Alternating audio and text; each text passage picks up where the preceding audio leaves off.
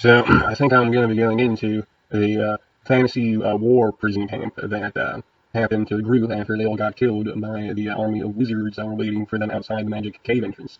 Uh, when they left the divine cave, they were attacked by as many as they could fathom mages with wands that fired magic missiles, and since they did not have the spell shield active while they were walking, they all instantly died. And so their bodies were taken back to the forest of Cormanthor, where they were resurrected inside the Storm King's main facility, massive city built massive goblin population and evil wizards, ogres, or there used to be ogres. There used to be a lot of ogres. There's a lot of ogre stuff I didn't go into, where they basically wiped out the entire ogre population of Faerun.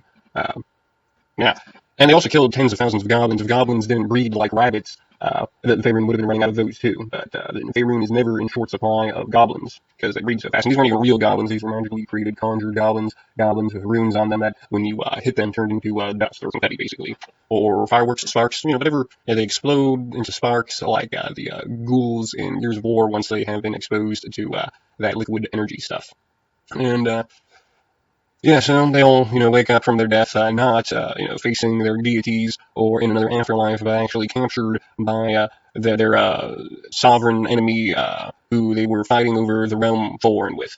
And yeah, the Storm King, Storm Giant, Emerald Giant, had enlisted the help of a gnome, demon bard, a mystic theurge, torturer, torturer, bard.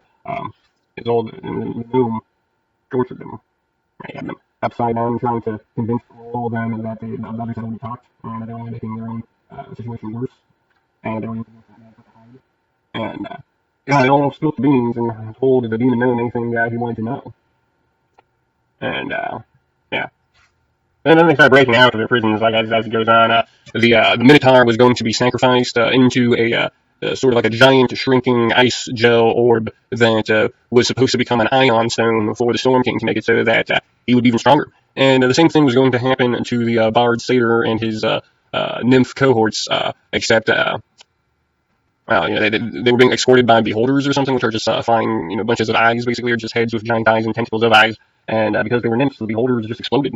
And that gave room for the satyr to just make a run for it, which he did. And he was basically just running through it in the center of the Storm King as a giant emperor. They were just in his capital, and he was just running through the streets. And somehow, eventually, he got across the continent. And and to the top of the tallest mountain, where his human monks had built in a monastery for humans to punch each other and kick each other to get better at those things. And not just humans, but also dire were-elephant hill giants, things like that. And but one of the monks got his head bitten off by an octopus.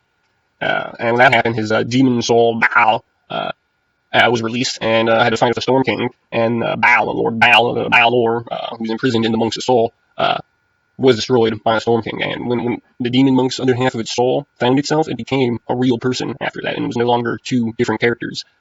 And but yeah, then there was the guy with the metal arm, and they had actually detached his metal arm and were trying to study it for inevitable technology from the Inevitables.